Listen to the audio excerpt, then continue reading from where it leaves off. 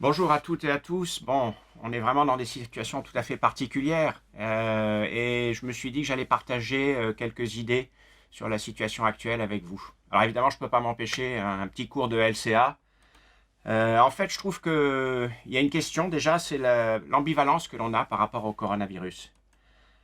C'est vrai qu'on ne sait plus très bien s'il faut être grave. La situation est grave, c'est clair, hein. Mais là-dedans, quelle est la place de l'humour? Pour moi, elle est importante. C'est juste une question d'équilibre. Alors c'est sûr, on entend parler de mort en permanence. Il y a même à un moment eu une application sur Android où ils comptaient les morts. Bon, ça a été arrêté. Enfin, les infos anxiogènes, ça ne sert vraiment à rien, hein. Et on en parlera un peu tout à l'heure des informations. Mais malgré tout, la majorité d'entre vous qui seraient éventuellement atteints vont aller très bien. Donc il faut quand même garder ça à l'esprit, même si je comprends bien, et moi le premier, que cette angoisse de mort qui plane, c'est quelque chose qui est un peu compliqué. Alors le confinement. Le confinement, en fait, une des idées, c'est qu'il y a l'activité de réanimation. Et donc, il y a encore le flux de malades qui allaient en réanimation. Et à ça, s'ajoutent les patients qui ont le Covid. Et donc, ça augmente le flux en réanimation. Et c'est pour ça que le confinement est important, entre autres. C'est pour éviter d'augmenter les cas, et en particulier les cas graves, et submerger les services de réanimation. Alors en plus, je ne vous parle pas des conditions de fin de vie et d'accompagnement après la mort, qui sont quand même très compliquées. Alors voilà, on peut penser ce qu'on veut du gouvernement, des mesures, mais n'empêche, il y a eu des mesures de prise et le confinement a été déclaré. Donc arrêtez vos conneries, quoi. Vraiment, je ne comprends pas ces gens qui se baladaient au parc et puis le chien, il a bon dos. L'idée avec le confinement, c'est d'aplanir la vague et donc que la hauteur de cette vague et du pic épidémique soit moins importante. Donc s'il vous plaît, respectez le confinement et dites à vos proches de le respecter. Alors c'est sûr, rester chez soi alors qu'on va bien, c'est compliqué. Il y a parfois un sentiment de culpabilité que je comprends tout à fait. Mais bon, ceux qui vont bien, profitez-en, parce que si on a besoin de vous, on vous mobilisera. Et puis après l'épidémie, il va falloir aussi gérer ceux qui ont été malades et on aura aussi besoin de vous. Alors pour moi, le coronavirus génère aussi de l'empathie. Et voilà, il y a des initiatives tout à fait extraordinaires. Et en particulier, on a besoin de se sentir utile, c'est clair. Et vous, les étudiants de médecine, et en particulier à Lille, vous avez été incroyables. Incroyables. Donc bravo à vous. Mais je dois quand même vous rappeler que vous êtes encore des étudiants. Et que même si certains examens sont repoussés, vous aurez des examens à la fin.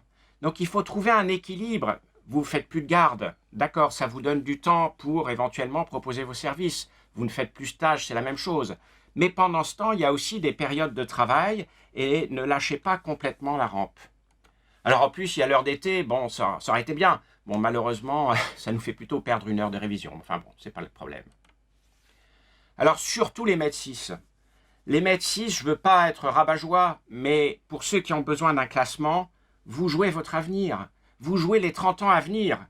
Donc, malheureusement, il faut quand même garder cette salle en perspective et donc continuer à travailler. Je vous assure, l'enjeu est très important. Et si on a besoin de vous, on vous mobilisera évidemment.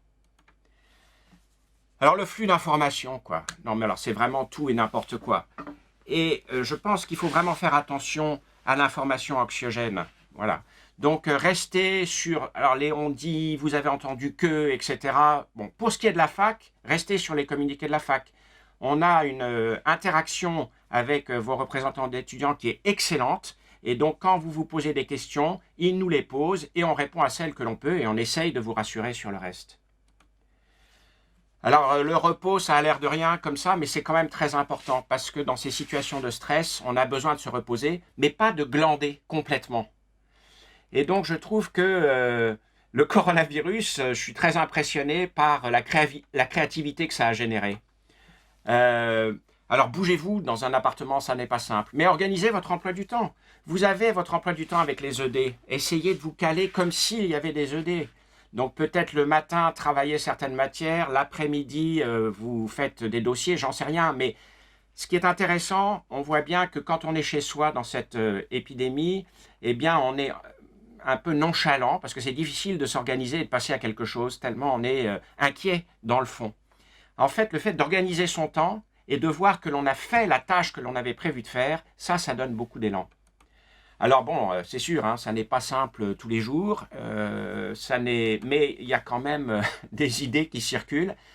Et là aussi, bon, moi j'adore ce genre de création, mais c'est pareil, j'essaye de me limiter, sinon je passerai une bonne partie de mon après-midi de week-end à regarder ce genre de trucs. Et puis, faites attention aussi sur la façon dont vous mangez. Voilà, hein, on voit tous qu'on est en train de prendre un peu d'embonpoint. Alors, à propos de créativité, ah oui, alors cool Raoul, hein, vous savez que les études de cas, le niveau de preuve, c'est 4. Donc, c'est peut-être un peu tôt pour s'emballer sur la chloroquine. Et si vous le souhaitez, il y a un essai randomisé qui vient de sortir. Alors, vous verrez les limites de cet essai randomisé, mais au moins, il y a un groupe contrôle. Bon, cet essai, en tout cas, n'a pas mis en évidence des faits.